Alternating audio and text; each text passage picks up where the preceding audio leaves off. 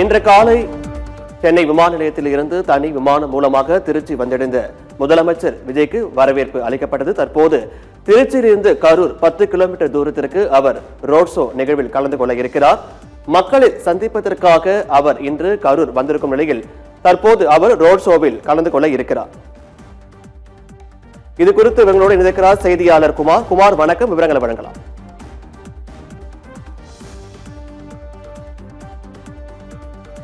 திருச்சி விமான நிலையம் வந்திருந்த முதலமைச்சர் விஜய்க்கு வரவேற்பு அளிக்கப்பட்ட நிலையில் தற்போது அவர் கரூர் நோக்கி சென்று கொண்டிருக்கிறார். இது குறித்தான இவர்களோடு இணைந்திருக்கிறார் செய்தியாளர் அப்துல் கரீம். அப்துல் கரீம், வணக்கம். விவரங்களை வழங்கலாம்.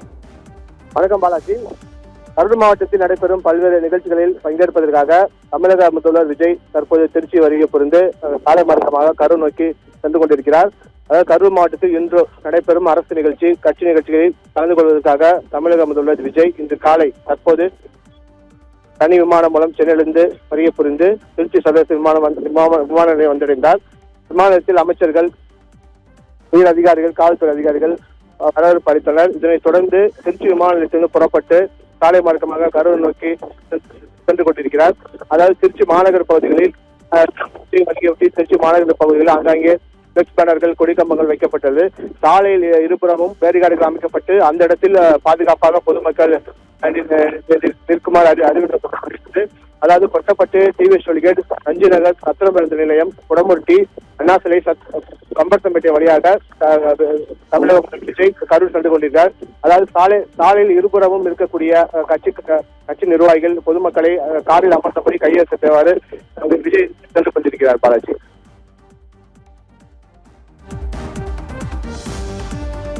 அப்துல் கரீம், தற்போது இன்னும் சற்று நேரத்தில் அவர் கரூர் நோக்கி வந்து கொண்டிருக்கிறார்.